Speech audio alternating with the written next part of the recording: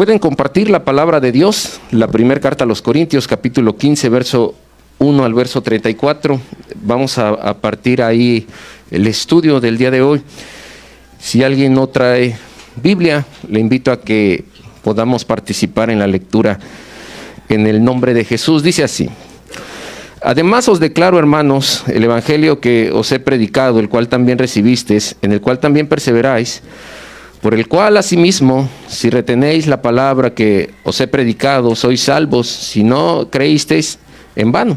Porque primeramente os he enseñado lo que asimismo recibí, que Cristo murió por nuestros pecados conforme a las Escrituras, y que fue sepultado y que resucitó al tercer día conforme a las Escrituras, y que apareció a Cefas y después a los 12, después apareció a más de 500 hermanos a la vez, de los cuales muchos viven aún y otros ya duermen.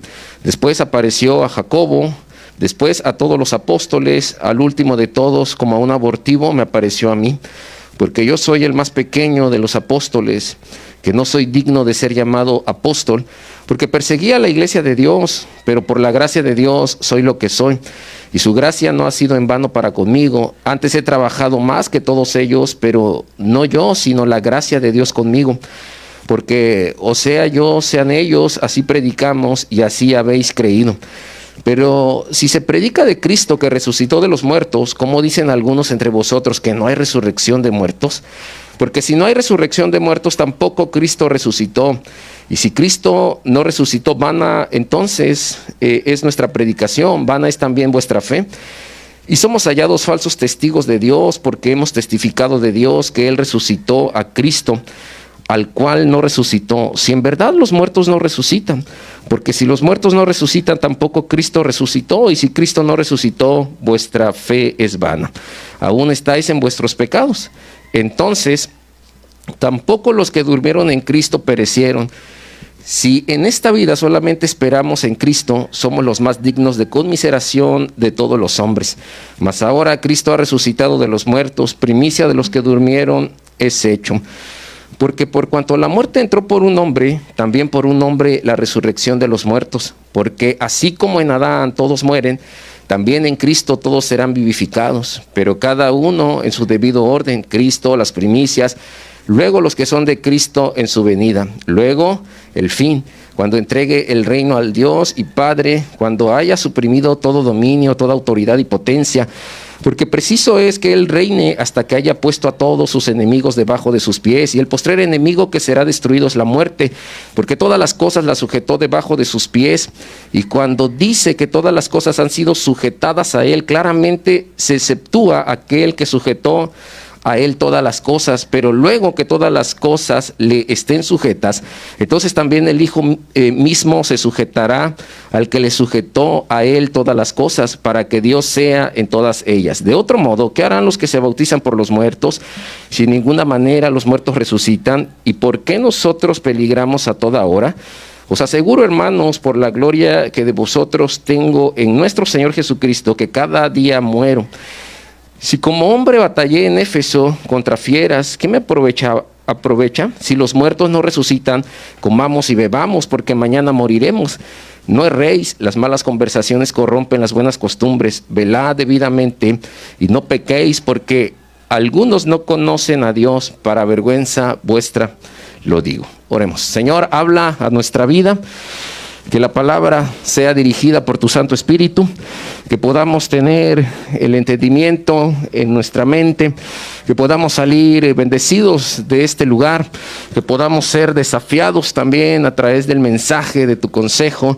Que el día de hoy, Señor, que te hemos cantado y hemos levantado nuestras manos al cielo, que hemos, Señor, buscado tu presencia, podamos ser también edificados a través de tu palabra, que sea oportuna, que tu palabra sea dirigida con claridad a través de estos labios, Señor, que por tu gracia el día de hoy te vas a permitir usar, y que tu nombre sea exaltado por los siglos de los siglos. Amén y amén. Ocupe su lugar si es tan amable.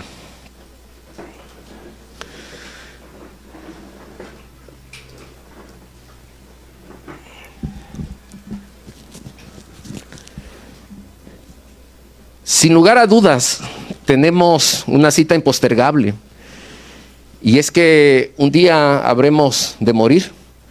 El cómo, el lugar, la forma, lo desconocemos. Y después de esto, según Hebreos capítulo 9, 27, viene el juicio. La muerte es la consecuencia del pecado que Adán y Eva cometieron en el huerto del Edén por la rebeldía y la desobediencia a lo que Dios ya le había indicado a estos primeros hombres. La Biblia señala que solo 2 fueron los que no pasaron por este proceso de la muerte, y el primero de ellos fue Enoc, quien agradó a Dios en su manera de vivir, de caminar. Y la salvación, de eso se trata, de que podamos tener un deseo, un anhelo en nuestros corazones de agradar a Dios en todo lo que hacemos. El segundo de ellos fue Elías, quien de una manera sobrenatural y maravillosa fue levantado en un torbellino de fuego hasta los cielos, y que no experimentó este proceso de la muerte. La muerte es la separación del alma, del espíritu con el cuerpo. Y esta causa sinsabores, causa preguntas, hay dolor, hay lágrimas. La muerte es un tema que pocas veces se habla entre los matrimonios, entre los miembros de la familia, con los hijos. Puede causar también recuerdos, y todo ello se pudiera resumir en el dolor que pareciera estar superado, pero cuando vienen estos momentos a nuestra mente, evocamos esas imágenes, esas acciones que pudimos experimentar en el pasado, causa un gran dolor en nosotros. Muchas gracias. Así que la Biblia señala que todos habremos de morir algún día. Pero hay un grupo que, según Primera de Tesalonicenses 4:17, se quedarán y atestiguarán el regreso glorioso de Jesús. Los muertos en Cristo habrán de resucitar, pero los creyentes en Cristo que se encuentren con vida cuando Él venga, ellos habrán de ser levantados y se unirán en las nubes con el Señor. Debemos también decir que el mismo Jesús, el Hijo de Dios, tuvo que morir en la cruz del Calvario. Él, siendo Dios, tuvo que experimentar la muerte. Pero su historia no termina ahí, porque la Biblia también señala que al tercer día Él resucitó, que Él de entre los muertos se ha levantado.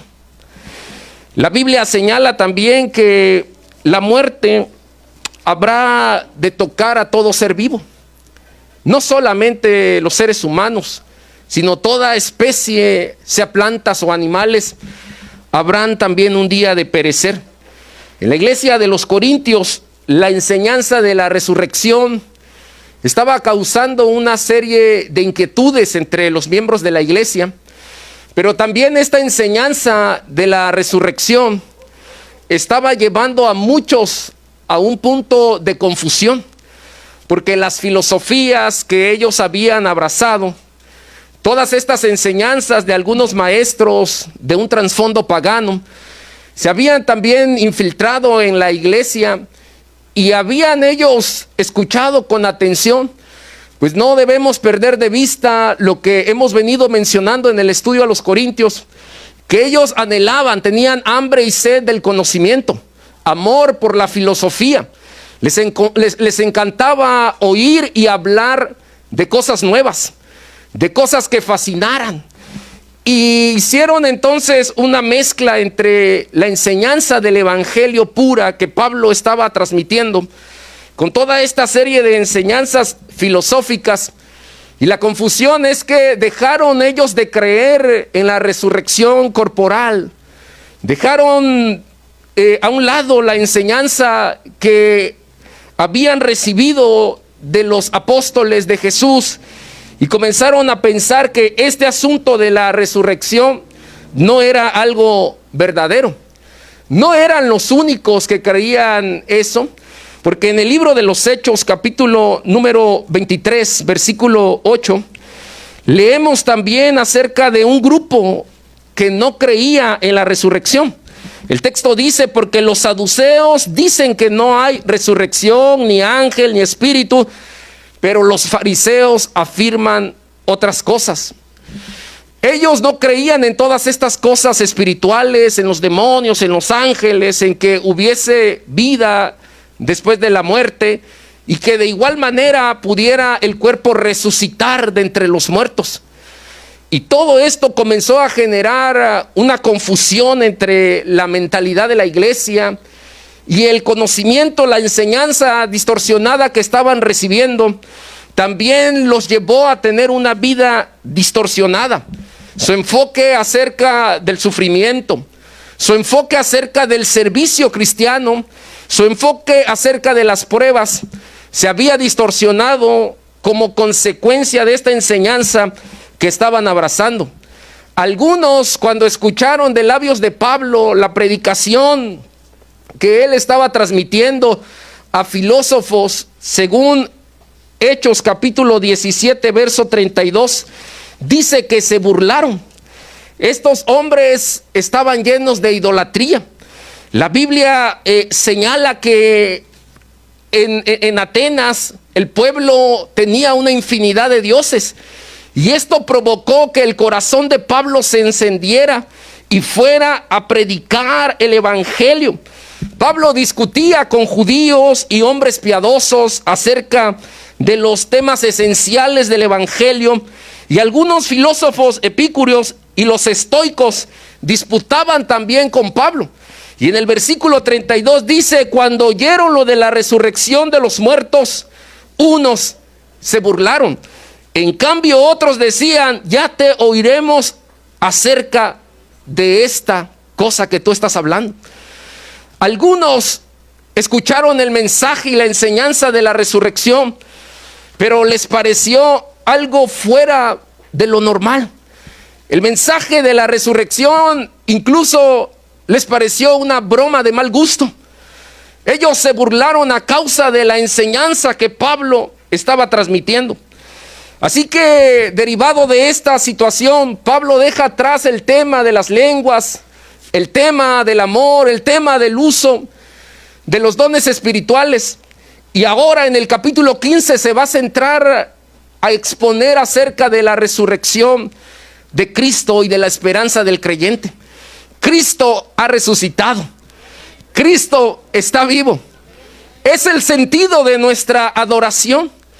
Si Cristo ha resucitado, lo que hacemos entonces encaja a la perfección de todas las cosas que el Señor nos ha mandado a realizar. La Biblia señala en el versículo 1 al versículo 11 que leíamos al inicio de la exposición, que hay un mensaje central del evangelio, y el gran mensaje del evangelio es la resurrección de Cristo.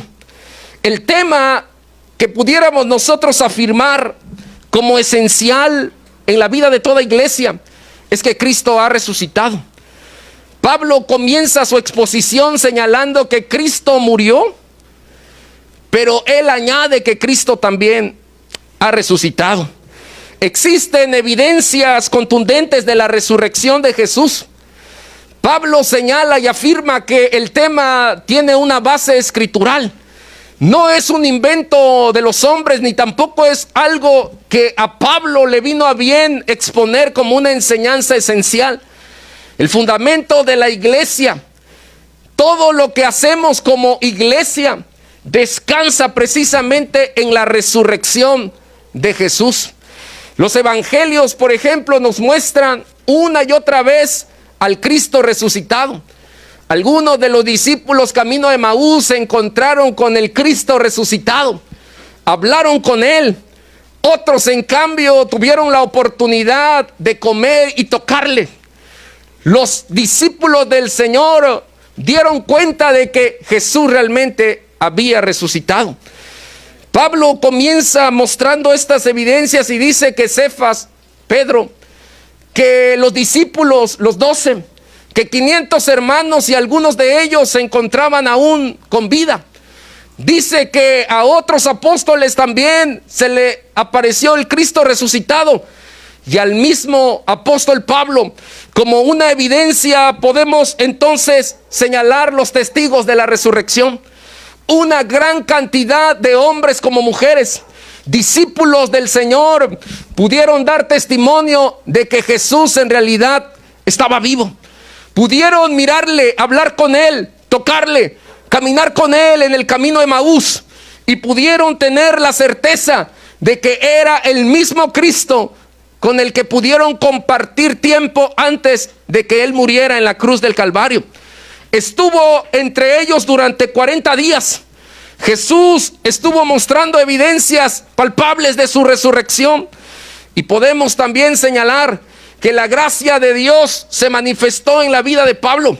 La transformación gloriosa, el cambio que se generó en la vida de Pablo, la salvación que Pablo recibió por gracia del Señor, es una evidencia también contundente de esa resurrección maravillosa de nuestro amado Señor Jesucristo. Porque Jesús transforma vidas. La vida de Pablo fue interceptada mientras él se dirigía a destruir el propósito de Dios y el evangelio, y tuvo un encuentro glorioso que cambió su vida para siempre.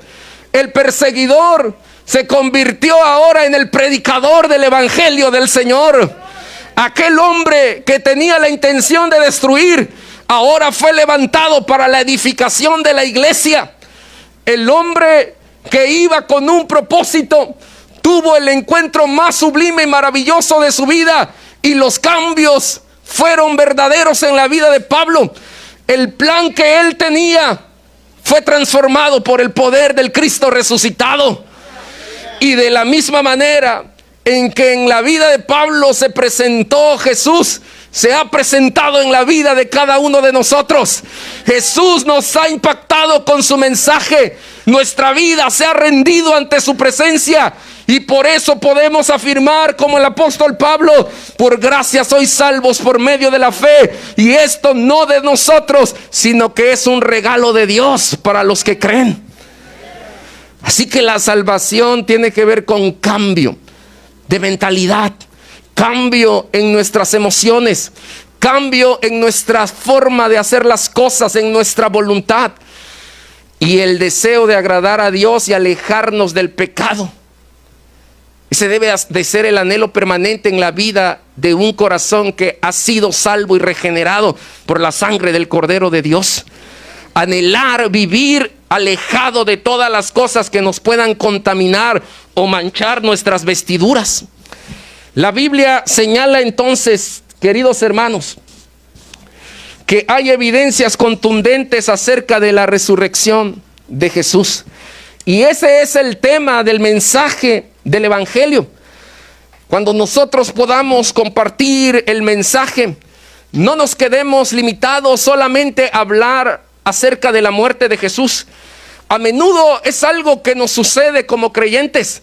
Tenemos también que enfatizar que Cristo no está crucificado y que Cristo no está muerto, sino que vive y reina por todos los siglos de los siglos.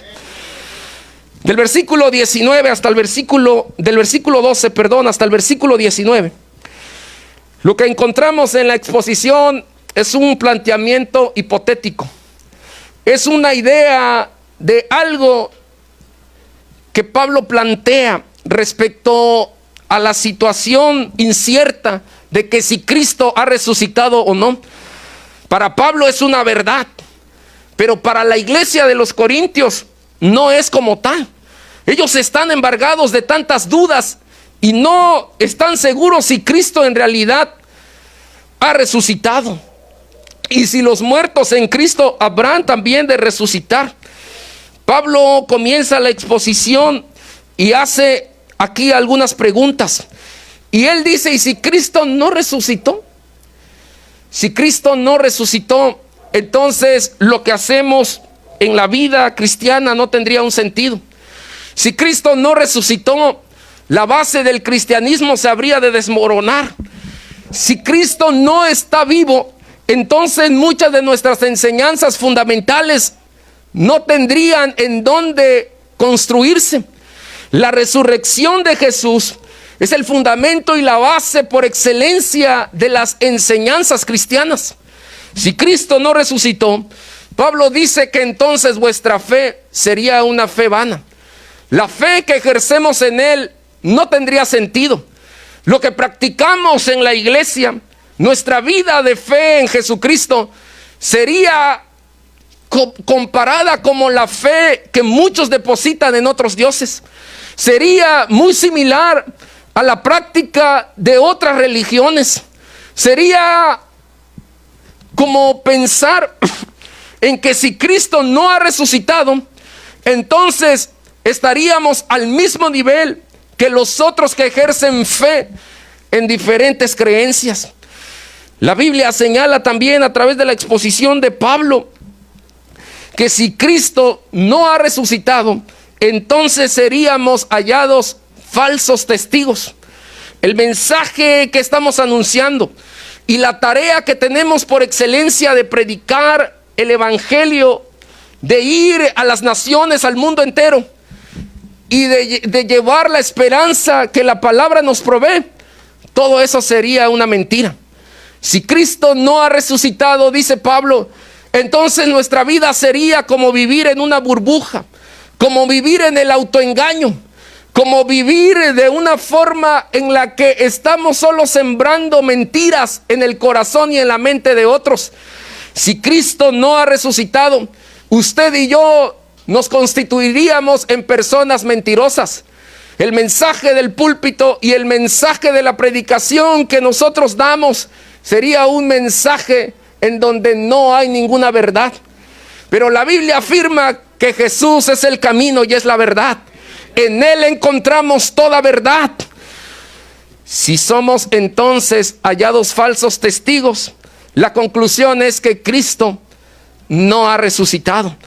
Pablo además dice que los que han muerto ya y han creído en este mensaje no tienen esperanza alguna, pues no habrán de resucitar. No habrá resurrección para ellos. Los que murieron abrazando el mensaje habrán de estar condenados a no resucitar, a permanecer en ese lugar en donde han sido depositados sus restos y a no disfrutar de todo lo que Dios nos ha hablado a través de Jesucristo y a través de su palabra. Si Cristo no resucitó, entonces no hay esperanza alguna para los que han muerto. Pablo también señala que si Cristo no ha resucitado, estaríamos todavía condenados bajo el pecado. El pecado es todo aquello que infringe los mandamientos de Dios o las leyes de Dios. El pecado es algo desagradable ante los ojos del Señor y que habrá de generar consecuencias. Si Cristo no ha resucitado, entonces estamos sucios. Nuestras vestiduras están manchadas. Nuestra mente, nuestro corazón y todo lo que le hemos entregado a Él no ha sido limpiado. Si Cristo no ha resucitado, dice la Escritura que los que durmieron en Él perecieron también. Habrán de ser destruidos. No habrá en ellos entonces nada de esperanza, ni aún en los que están vivos. Y luego Pablo termina diciendo que si Cristo no ha resucitado, seríamos personas dignas de lástima, de autoconmiseración. Si Cristo no resucitó, y si pensáramos que esto fuera una realidad, entonces lo que hacemos en nuestras reuniones, nuestra manera de soportar el sufrimiento, nuestras lágrimas, nuestro servicio al Señor, todo lo que hacemos y damos para Él, seríamos personas que solamente causaríamos lástima ante los ojos de los demás. Seríamos personas dignas de la burla a la cual fue sometido el mismo apóstol Pablo mientras le predicaba a los filósofos en Atenas. Si Cristo no ha resucitado, seríamos entonces el objeto de las burlas, y las burlas tendrían un sentido correcto. Si Cristo no resucitó, entonces el mundo entero hubiera de tener el derecho de mirarnos con ojos de humillación y con ojos, reitero, de lástima.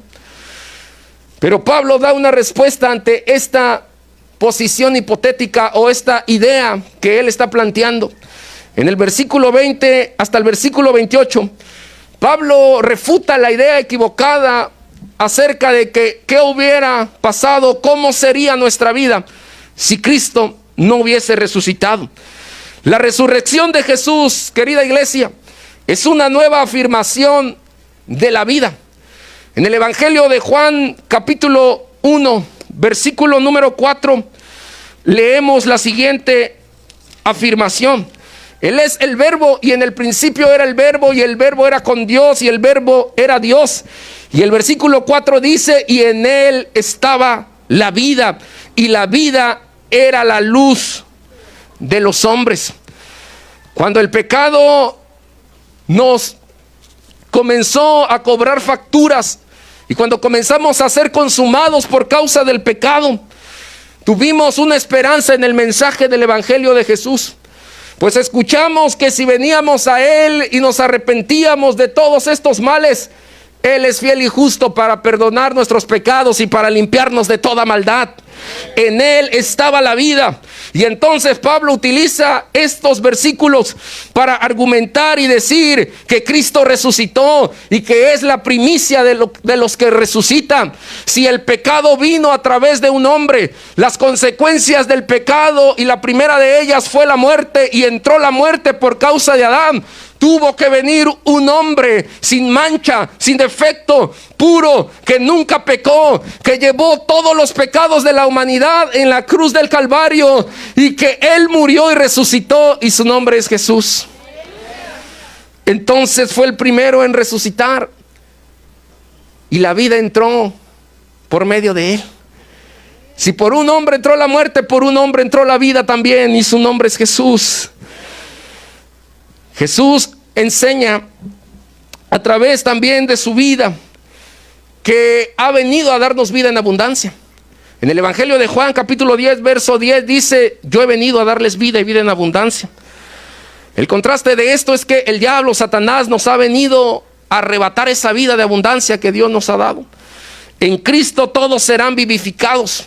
Es decir, que en Cristo todos tenemos la esperanza de esta vida, y no solo para el presente, sino también de la vida que nos espera después de que muramos.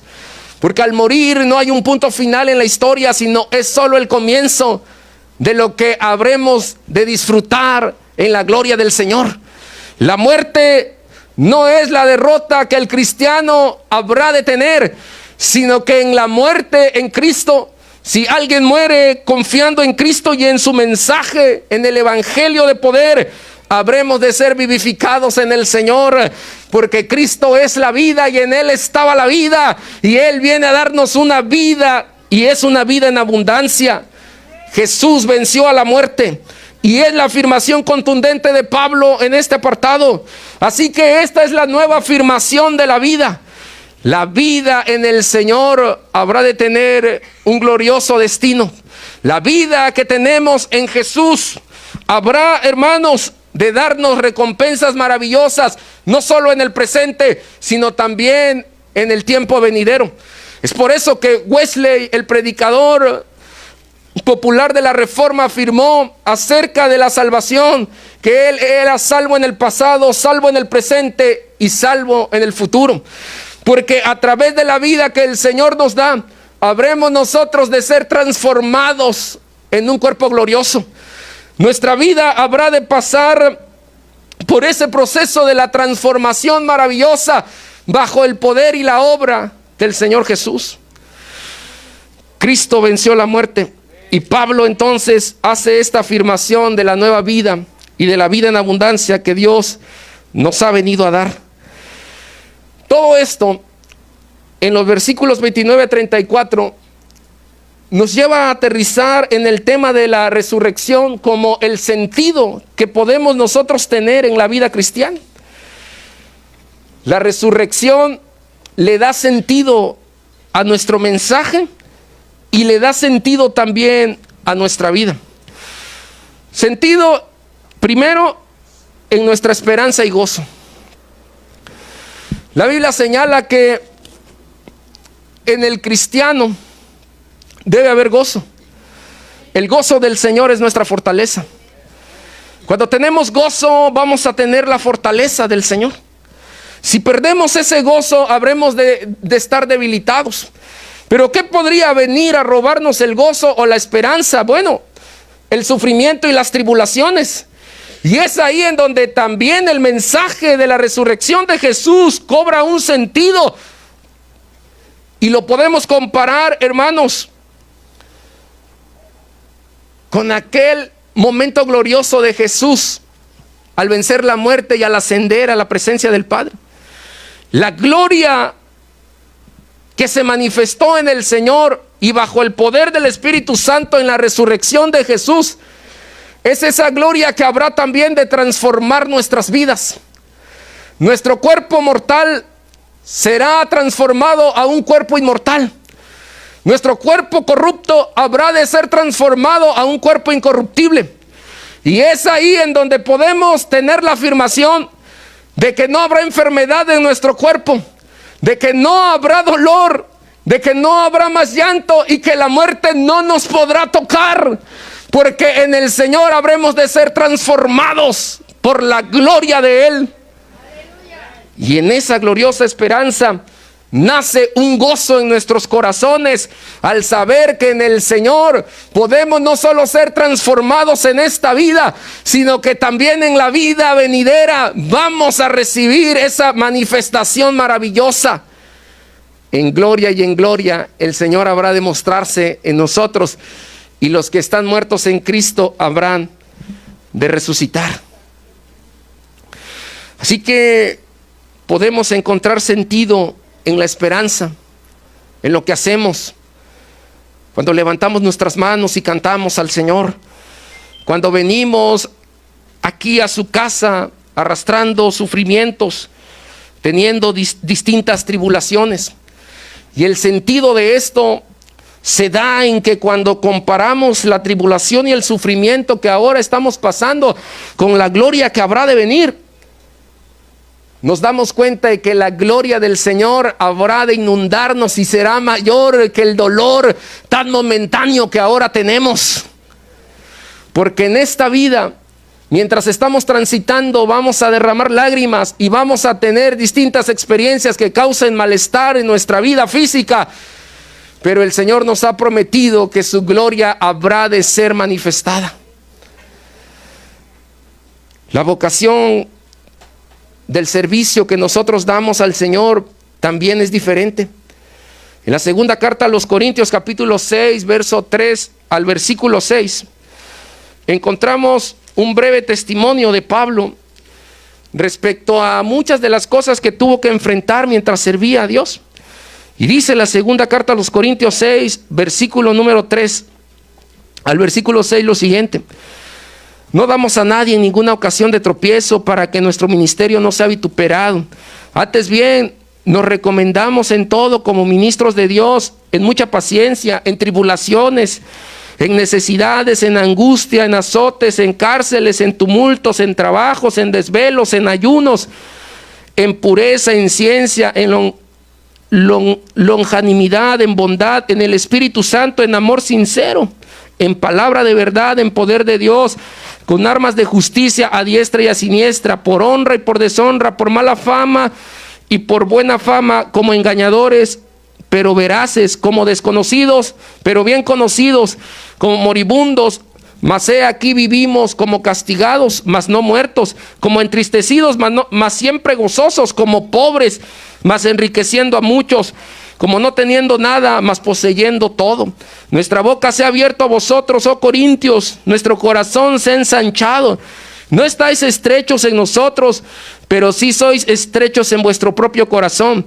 Pues para corresponder del mismo modo, como a hijos hablo, ensanchaos también vosotros.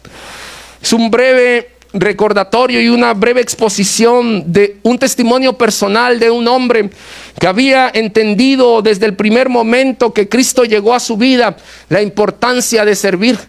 La vocación del servicio tiene un sentido claro y propio en la enseñanza de la resurrección de Cristo.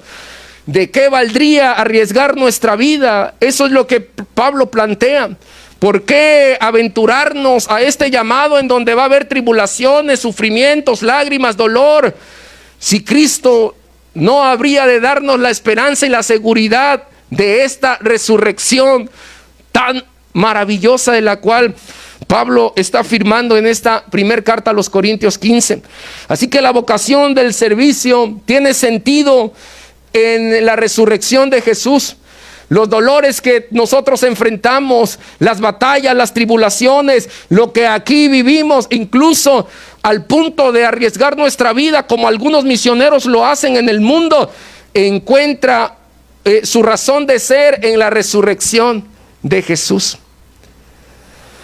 Las palabras del apóstol Pablo en la primera carta a los Corintios, hermanos, expresan un amplio manual respecto a la teología de la resurrección de Jesús, pero también nos hablan acerca de la esperanza que como creyentes tenemos. Aunque al igual que los corintios, hay muchos cristianos que no tienen en claro cuáles son las implicaciones de la resurrección de Jesús. Es importante que entendamos que la resurrección del Señor es un tema esencial en donde nuestra esperanza y nuestro servicio al Señor y nuestra manera de vivir el cristianismo tienen una gran importancia. En otras palabras, si no hay resurrección, no tendríamos cristianismo. Si no entendemos la resurrección de Cristo, vamos a vivir un mal cristianismo. Si no entendemos cuál es la esencia de la resurrección de Jesús o el significado de la resurrección, nuestro servicio al Señor será deficiente. Lo que significa entonces es que cuando Cristo resucitó, nos ha dado una nueva vida y nos ha colocado en el cuerpo de Cristo para que podamos servirle con eficacia, para que podamos servirle a Él y agradarle a Él solamente. En otras palabras también, si no hay resurrección, todo es hueco y es vacío. No pierda su esperanza en el Señor, querida iglesia. Mientras usted camina como peregrino y extranjero aquí en la tierra, seguramente habrá de experimentar algunas de estas tribulaciones de las que Pablo está mencionando. Pero mientras estamos aquí de paso en esta vida, mientras el Señor no nos llame a su presencia, porque no sabemos si este sea el día o mañana o el año en que nuestra carrera termine, porque la vida es transitoria. La vida habrá de apagarse en un abrir y cerrar de ojos, esfuma como la neblina o como una hierba que nace por la mañana y que por la tarde ya no está ahí. La vida es un regalo de Dios y es algo transitorio. Y entender que el Señor nos ha venido a dar vida a través de su resurrección nos enseña a vivir el presente, pero también nos capacita para lo que nos depara el futuro en la presencia maravillosa de Él. Habremos de pensar en las palabras de Job, capítulo 7, verso 9, que dicen lo siguiente: a diferencia de otras personas que creen que hay un regreso, Job nos dice y nos posiciona de la siguiente manera en su pensamiento, y dice: como la nube se desvanece y se va, así el que desciende al Seol, palabra hebrea para hablar acerca del Hades o el infierno, dice no subirá, o Seol, el lugar donde van todos los muertos, buenos y malos, santos y pecadores, y dice no subirá, no vendrá más de ese lugar. Y luego en el segundo libro de Samuel, capítulo 12, verso 23, David afirma lo siguiente: mas ahora que ha muerto, ¿para qué he de ayunar? ¿Podré yo hacerle volver? Yo voy a él, mas él no volverá más a mí. Después de su pecado, de su desliz, de infidelidad, y después de que Betsabé quedara embarazada, David tuvo que comenzar a pagar una serie de consecuencias. Y una de estas primeras consecuencias fue que Dios tocó la vida del fruto del vientre de esta mujer. Y mientras ella estaba en agonía y luchando para ver si el niño nacía y Dios extendía su mano de misericordia, hizo duelo, ayunó, comenzó a buscar una respuesta ante Dios. Y al final la respuesta de Dios fue no. Y es que Dios nos responde de distintas maneras. Dios nos puede responder con un sí, con un no, con una espera. Pero la respuesta de David fue no. Dios no cuidó, perseveró o mantuvo la vida de ese pequeño.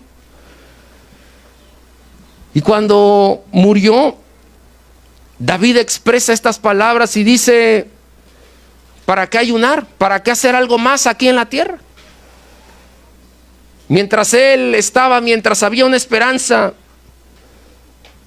yo me mantuve luchando y estuve ahí intentando buscar la gracia de Dios y que Dios me favoreciera. Pero ahora que ya no,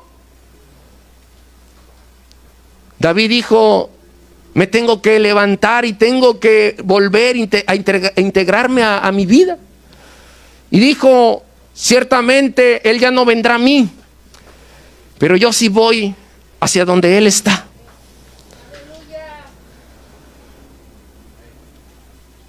Y quiero decirle entonces que los muertos no vuelven. La Biblia es clara en afirmar eso. La Biblia es enfática en decir, a través de lo que Job afirma, lo que Hebreos 9 señala también, y lo que David está declarando, que los muertos no regresan. Pero nosotros habremos de ir a aquel lugar. Primero, ¿estaremos preparados para ese momento? ¿Será que si el Señor nos llama hoy, estaremos listos para decir: aquí estoy, Señor, presente?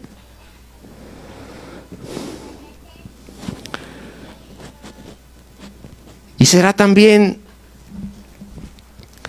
que nuestro corazón estará listo y estará en paz para con Él y para con los demás, para poder ser promovidos a las moradas celestiales.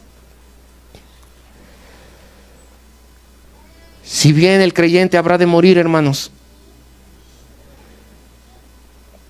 pero la historia no terminará ahí. Tenemos una esperanza inalterable, verdadera, una esperanza que no cambia, que un día los que mueren en Cristo habrán de ser resucitados. Cristo resucitó y hoy tu dolor es transitorio. Hoy lo que tú vives es pasajero comparado con la eternidad. Duele y duele mucho. Es triste y lloramos, pero no tenemos tristeza y no lloramos como los que no tienen una esperanza. Lloramos como aquellos que tienen una esperanza inalterable. Lloramos confiados en que un día nos vamos a reunir y vamos a ir. Y como David afirmó, vamos a dirigirnos hacia aquel lugar y estaremos allá y vamos a gozar de esa luz maravillosa que el Señor emite por su gloria y su santidad en donde Él habita. Vamos a regresar de donde somos. Vamos a ir al lugar donde pertenecemos. Y todo lo que habremos pasado acá habrá de tener un sentido cuando estemos con Él en la eternidad. Y el Dios que nos ha prometido esa resurrección maravillosa y ese lugar con Él es el que también nos enseña a vivir y a ir por este camino donde peregrinamos. Somos peregrinos y extranjeros en un mundo que está colapsando y en donde la muerte ha comenzado a cobrar la vida o ha tomado la vida de muchas personas pero la vida de Jesús venció a la muerte. Jesús es vida y la vida es mayor que la muerte. En Jesús hay gozo, hay esperanza, hay una nueva vida, un cambio en nuestro cuerpo que será resucitado. La vida es mayor que la muerte y en Él hay vida, y como en Él hay vida podemos vivir hoy y podemos vivir mañana, podemos vivir aquí. No somos ningunos hombres o mujeres que vamos a causar lástima, porque aquí tendremos vida y en la eternidad tendremos una vida también maravillosa con Él. Cristo ha resucitado y por eso dice el versículo 29, bautizados por los muertos. Quiero decir lo siguiente: personas que se han acercado a Dios han alcanzado salvación por causa de que quieren un día unirse con sus familiares que ya murieron, pero que han asegurado una vida en el Señor. A eso se refiere Pablo en el versículo 29. A que hay personas que han decidido creer, aceptaron a Jesús y el mensaje de salvación, porque ellos aguardan la esperanza de que un día habrán también de encontrar una nueva vida, la vida eterna, como sus familiares les predicaron o les enseñaron de la palabra, y ellos también quieren ser partícipes de esa vida. Hermanos, sé que hay dolor cuando la muerte llega, y sé que es inevitable no tener tristeza en el corazón, pero hoy el Señor nos dice que hay una esperanza en Él, que es vida. Descansa en Él, hermano. Descansa en ese gozo que Él te da. Oremos este día, esta mañana.